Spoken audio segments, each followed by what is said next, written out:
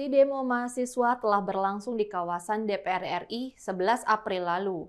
Mereka menolak ide penundaan pemilu dan 3 kali masa jabatan presiden. Namun, aksi ini dinodai oleh pengeroyokan dan penganiayaan brutal yang disertai pelecehan keji terhadap Bang Ade Armando. Massa liar yang menumpang di aksi mahasiswa menyerang dan memukuli Bang Ade. Padahal Bang Ade memiliki aspirasi dan pandangan yang sama dengan aktivis mahasiswa. Ade Armando adalah Ketua Pergerakan Indonesia untuk Semua atau PIS. PIS adalah organisasi yang mendorong persatuan dan menghormati keragaman. Bang Ade juga dosen ilmu komunikasi di FISIP Universitas Indonesia. Bang Ade datang bersama tim untuk memberikan dukungan moral bagi mahasiswa yang berdemonstrasi, menolak wacana penundaan pemilu dan perpanjangan masa jabatan presiden. Namun semua itu tidak dianggap penting oleh massa yang beringas dan sangat kesetanan. Mereka memukuli, menendang, dan menginjak-injak tubuh Bang Ade. Jika tidak ditolong dan dilindungi aparat polisi, Bang Ade bisa saja tewas di jalan. Untunglah di saat yang kritis polisi datang. Tetapi cerita tidak berakhir di situ. Setelah insiden brutal tersebut, sejumlah kalangan civil society yang prihatin melontarkan kecaman keras.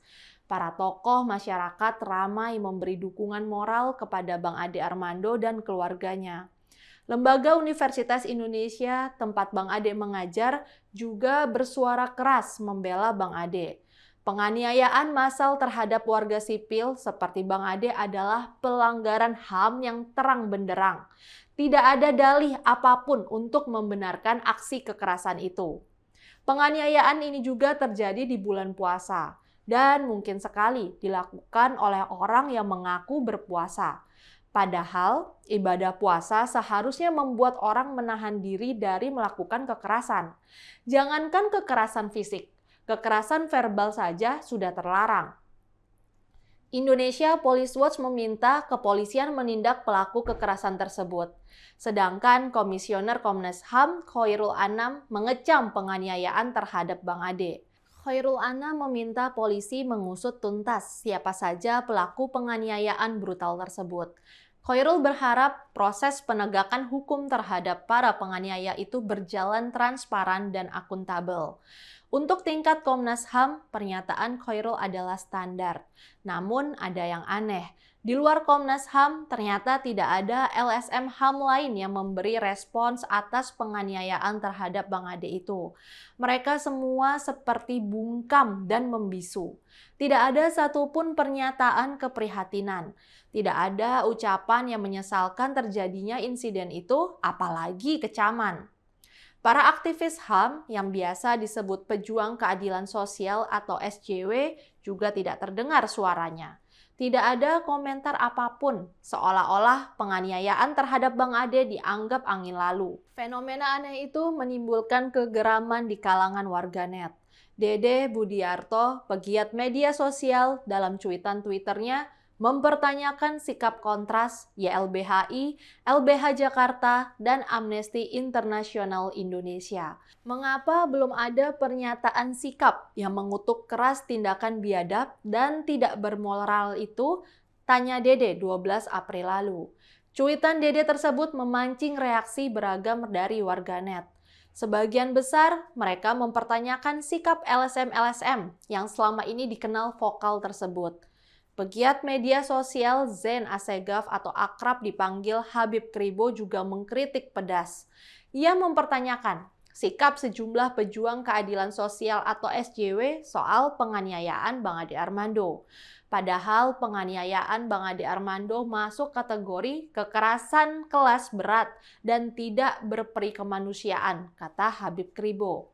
Sementara pada penganiayaan Bang Ade Armando, kata Habib, SJW sama sekali tidak menunjukkan batang hidungnya membela Bang Ade.